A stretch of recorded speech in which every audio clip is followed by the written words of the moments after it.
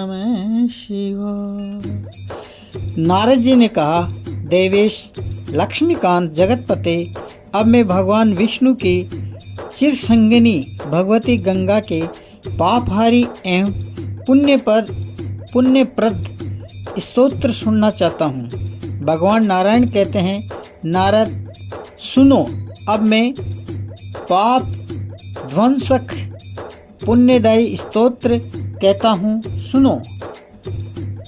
जो श्री गंगा जी की भगवान शंकर का संगीत सुनकर परम मुग्ध हुए, श्री कृष्ण के अंग से प्रकट हुए तथा जो श्री राधा के अंग द्रव से संपन्न है, उन भगवती गंगा को मैं प्रणाम करता हूँ। सृष्टि आरंभ होने के अवसर पर गोलोक के रास मंडल में जिनका आविर्भाव हुआ है, जो शंकर के सन्निधान में विराजती है, उन भगवती गंगा को मैं प्रणाम करता हूँ। कार्तिकेय की पूर्णिमा के शुभ अवसर पर राधा महोत्सव मनाया जा रहा था। अनेक गोप और गोपियाँ विराजमान थी। उस समाज में शोभा पाने वाली भगवती गंगा को मैं प्रणाम करता हूँ, जो करोड़ योजन विस्तृत और लाख योजन चौड़ी है तथा जिनसे गोलोक भली भांति आच्छादित है। उन भगवती गंगा को मैं प्रणाम करता हूँ, जो 60 लाख योजन चौड़ी और इससे चौगुने विस्तार से वैकुंठ में निवास विराजती है। उन भगवती गंगा को मैं प्रणाम करता हूँ, जो 30 लाख योजन चौड़ी और इससे 5 गुने विस्तार से ब्रह्मलोक में फैली है। उन भगवती गंगा को मैं प्रणाम करता हूँ। 30 लाख योजन चौड़ाई और इससे चौगुनी लंबाई में होकर जो शिवलोक की शोभा बढ़ाती है, उन भगवती गंगा को मैं प्रणाम करता हूँ। जो लाख योजन लंबी और 7 गुनी चौड़ी होकर दूसरे लोक में छाई है, उन भगवती गंगा को मैं प्रणाम करता हूँ। चंद्रलोक में लाख योजन विस्तृत और 5 गुने धैर्य से फैले रहने वाली देवी गंगा को मैं प्रणाम करता हूँ। 60,000 योजन की दूरी और उससे 10 गुनी चौड़ी होकर जो सूर्य लोक में आवर्त है, उन भगवती गंगा को मैं प्रणाम करता हूँ, जिनकी लंबाई लाख योजन तथा चौड़ाई उससे 10 गुनी है। यूं जो तपोलोक में आवर्त है, उन भगवती गंगा को मैं प्रणाम करता हूँ। 1000 योजन विस्तृत तथा 10 गुना दीर्घ रूप बनाकर जनलोक में फैली रहने वाली भगवती गंगा को मैं प्रणाम करता हूँ। 10 लाख योजन लंबी और उससे 5 गुनी चौड़ी होकर महालोक में आवर्त भगवती गंगा को मैं प्रणाम करता हूँ।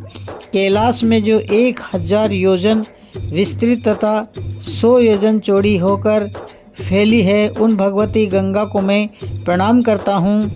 जो 100 योजन लंबी और 10 योजन चौड़ी होकर मंदाकिनी नाम से चंद्रलोक में शोभा पाती है, उन भगवती गंगा को मैं प्रणाम करता हूँ।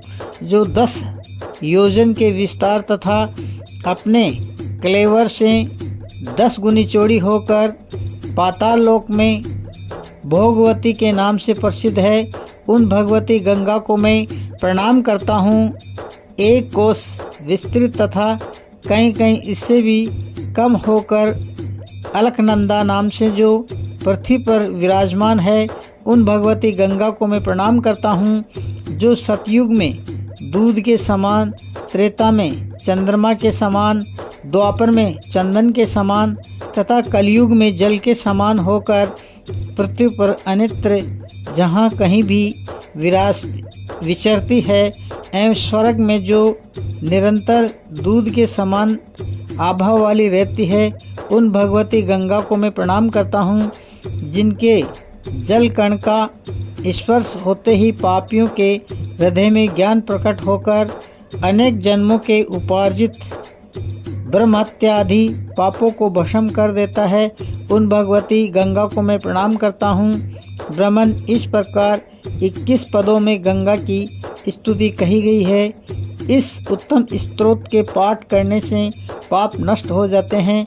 यह पुण्य का उद्गम स्थान है जो नित्य प्रति सुरेश्वरी गंगा की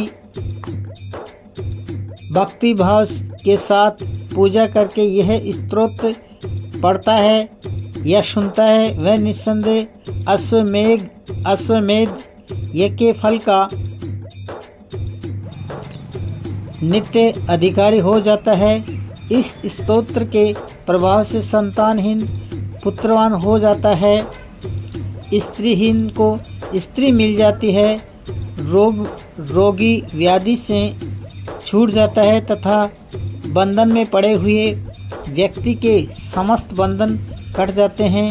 यह बिल्कुल निश्चित है। इतना ही नहीं किंतु छिपी हुई कीर्ति वाले का जगत में उत्तम यश फैल जाता है तथा मूर्ख के हृदय में विचारने की श्रेष्ठ बुद्धि उत्पन्न हो जाती है। जो प्रातःकाल उठकर इस पवित्र गंगा स्तोत्र का पाठ करता है उस पर बुरे शौपन अपना अनिष्ट प्रभाव नहीं डाल सकते, साथ ही वह गंगा में स्नान के फल का भागी हो जाता है। हरिओम नमः शिवाय, हरिओम नमः शिवाय। भगवान नारायण कहते हैं कि नारद राजा भगीरथ इस स्तोत्र से गंगा की स्तुति करके उन्हें साथ ले वहां पहुँचे जहां सगर के 60,000 पुत्र जलकर भस्म हो गए थे।